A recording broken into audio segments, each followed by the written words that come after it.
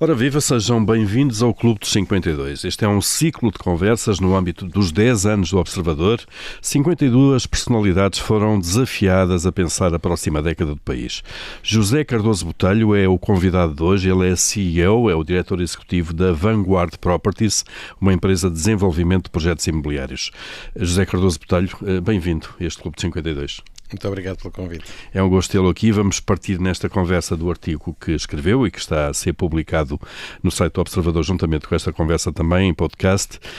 Escreveu como membro deste Clube de 52, aborda vários assuntos. Vamos deixar aquele que basicamente é o centro da sua atividade, que é a habitação, para o fim. Começa por falar do sistema educativo, que deve ser revisto, deve ser adaptado aos novos tempos, de avanço tecnológico, de inteligência artificial. Que abordagem pedagógica ou que mudança pedagógica é que acha que devemos ter? Bom, em primeiro lugar, enfim, não sou especialista da matéria, mas enfim, obviamente... Mas é fundamental. É claro. fundamental e lido com muita gente, que nós entrevistamos muita gente, porque hoje já não somos só apenas um grupo imobiliário, mas um grupo industrial e de serviços, portanto... O âmbito foi expandido, nós criamos uma marca nova que é a Vanguard Signature e estamos neste momento com quase 900 pessoas a trabalhar. Portanto, obviamente, entrevistamos muitas pessoas e o que nos parece, até porque participamos de algumas iniciativas da educação privada com o P Santa Clara, portanto, a primeira escola 42 e agora a TUM. Em Lisboa, claro. A TUM, e também a do Porto. O ensino, por um lado, tudo o que nos diz é que este centralismo que existe em Portugal do Ministério da Educação, decidir tudo, não nos parece uma boa decisão, não é? Portanto, parece-nos que as escolas deviam ter mais autonomia, já para não falar, obviamente, mais orçamento, mas deviam ter mais autonomia para desenvolver os conteúdos que seriam apropriados no seu melhor entendimento. A educação devia ser mais prática. Obviamente, vejo muito pouco investimento a ser feito na famosa inteligência artificial, ou seja, a tecnologia é necessária. A Escola 42 é um belíssimo exemplo, que é um verdadeiro elevador social, acolhe pessoas com não só de idades diversas, de nacionalidades e de experiências, e vejo que muitas vezes alunos que nem sequer terminaram o 12º ano são capazes de competir na parte da programação com alunos de universidades reconceituadas, o que mostra que há aí muito talento que é desperdiçado, que não é compreendido e que não há, digamos assim, oportunidades para eles. E a Escola 42 vai mostrar isso. É muito formatado o ensino que nós temos oficial. É muito formatado. É igual para todos, de alguma maneira. É igual para todos e aquilo que se vê, e a Escola 42, se a memória não me falha, desde que abriu há cerca de 4 anos, já recebeu mais de 60 ou 70 mil candidaturas, o que é uma coisa brutal, é um valor enorme. Mostra que, de facto, há uma procura por outro tipo de ensino, um ensino mais prático. E neste caso em concreto, o que a 42 ensina é a aprender, que eu acho absolutamente fundamental, e saber trabalhar em grupo, que são duas características, nomeadamente numa empresa, são fundamentais.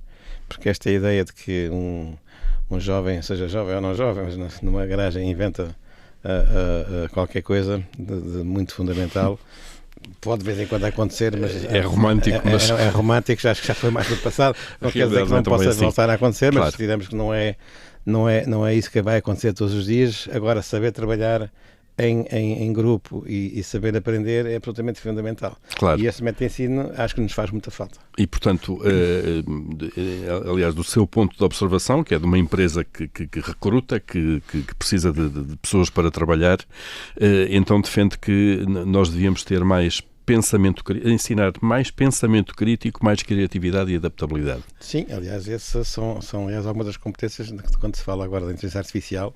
Muitos dizem, não vale a pena aprender certas áreas tão profundamente porque a máquina fará muito melhor. Bom, mas essas não faz, não é? Claro. Portanto, há aqui um fator diferenciador que é cada vez mais importante. Sim, e portanto, por exemplo, a parte criativa, como tenho dito, que, por exemplo, faz todo sentido as pessoas aprenderem a comunicar melhor.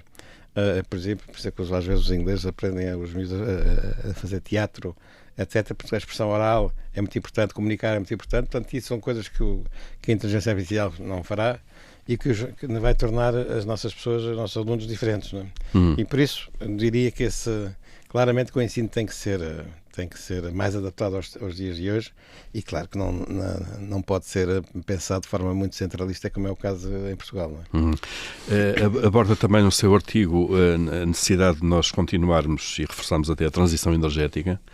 É uma obrigação que nós temos enquanto sociedade para as gerações futuras também, mas será que estamos todos conscientes, as populações de uma forma genérica, dos custos que isso implica e do trabalho hercúleo que isso significa? Eu diria que não.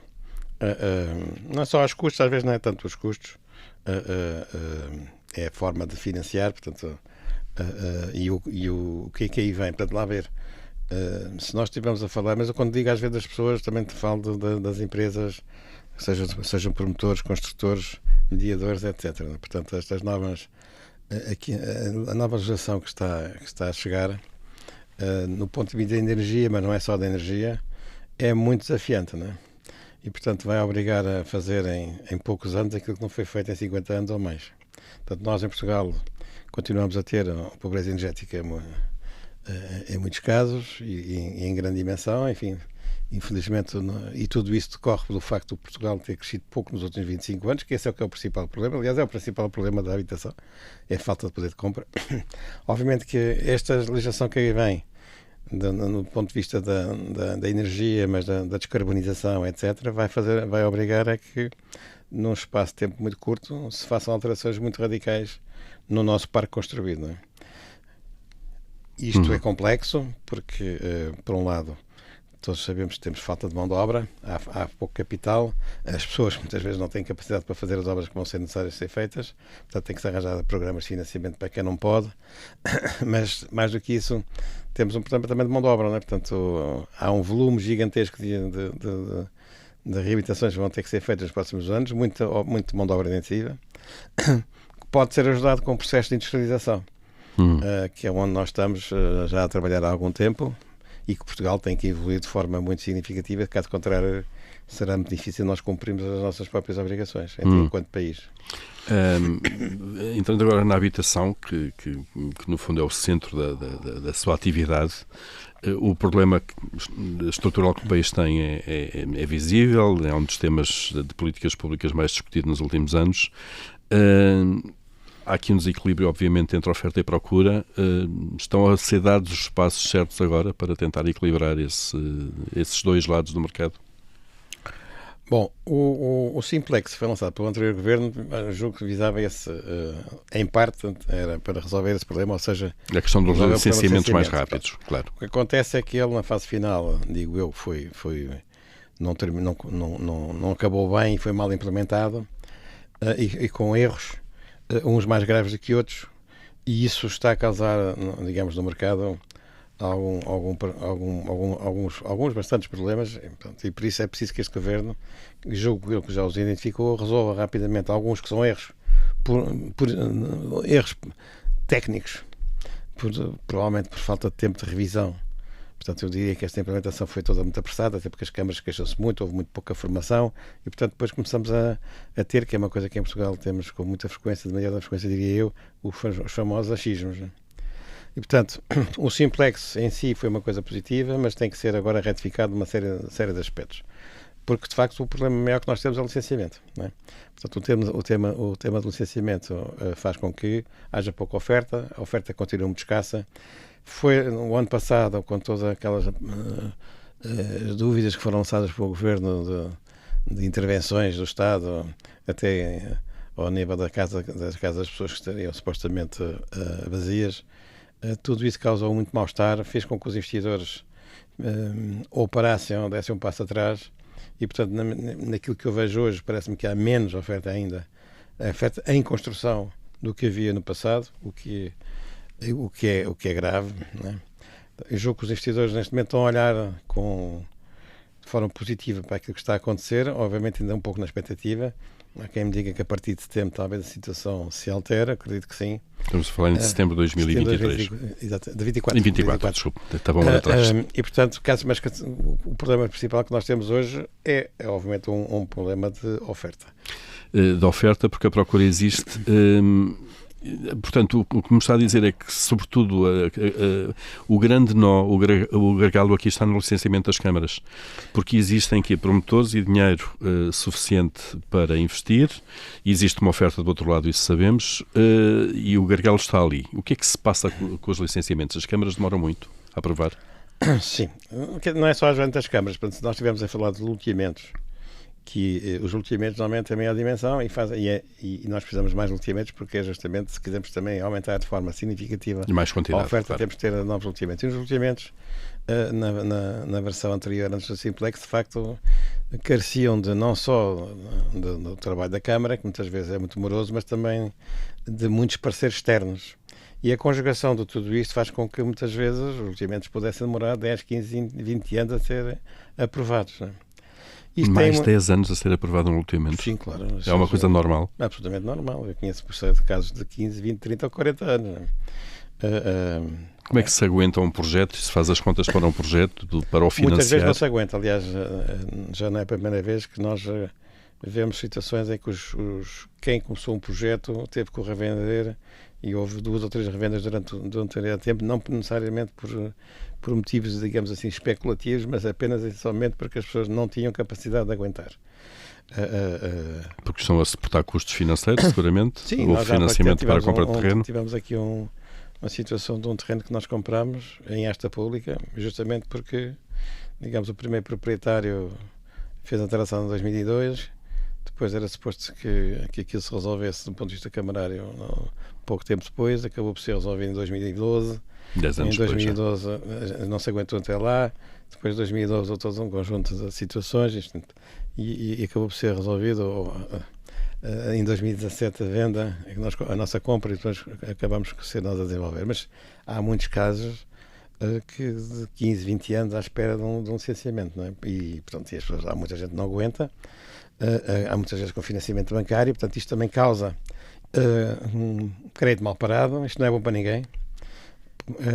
Portanto, nós tivemos muitas situações dessas de crédito mal parado justamente por licenciamentos que não saem, né? Nós aqui em Lisboa comprámos um ativo que começou hoje a construção, que comprámos hoje, agora nós estamos a gravar em julho de 2024.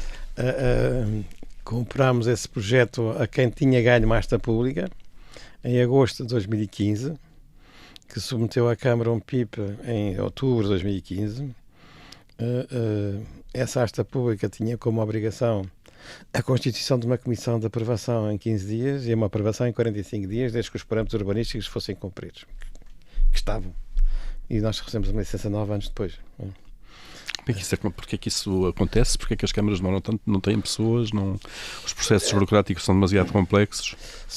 Quer dizer, eu diria que, em primeiro lugar, eu acho que o ordenamento jurídico que nós temos é de tal maneira complexo e às vezes até perigoso, quer para os técnicos, quer para os diretores das câmaras ou os vereadores, que há muita gente que, no outro dia, dizia um ex-ministro, hoje o principal problema que nós temos é o medo. O medo é o principal óbvio é que as coisas se resolvam, porque o ordenamento é de tal forma complexo. Nós, salvo erro, temos entre leis, portarias e outras, temos mais de 2.500 em vigor para essa área, claro. Alguém saber isto tudo é uma coisa impensável, ainda por cima os técnicos são pessimamente mal pagos, né? E, portanto, muitas vezes, quando há dúvidas, e acontece sempre existirem dúvidas por uma razão ou por outra, a melhor decisão é não fazer nada, né? Não tomar isso é paralisante. Porque, de facto, ninguém quer sair do lugar onde está, ou um vereador que se vai embora com 20 ou 30 processos de crime ou investigações, ainda por cima depois tem que suportar os custos. E, portanto, a melhor decisão, de facto, quando há uma coisa mais complexa, não decidir. E depois há aqui uma inoperância entre serviços. Hoje, uma das coisas que está neste Simplex previsto é que deixou de haver cada um a fazer o seu relatório entre as entidades internas e externas e tentar fazer numa conferência procedimental ter um único documento, porque senão são anos e anos até tentar compatibilizar as opiniões de diferentes entidades. Não é? Portanto, isto é absolutamente terrível. Depois tem uma consequência gravíssima. É que o mercado, como em tudo, vai evoluindo. E se demorar 20 anos no desenho de um loteamento, aquilo que desenhou há 20 anos hoje já não faz sentido nenhum. E, portanto, tem que voltar atrás. Imagina e um carro voltar que aos desenhou há 20 arquitetos. anos e vende-lo hoje, já não tem um telefone ou um computador ou o que for, não faz sentido nenhum. Claro. Portanto, isto também tem esse custo.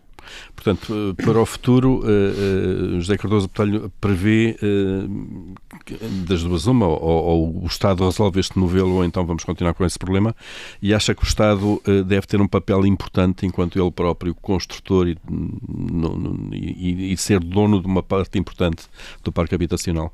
Construtor, tenho dúvidas, mas não deve construtor, não, promotor. Deve ter um parque público maior do que tem, mas também tem que cuidar daquilo que tem.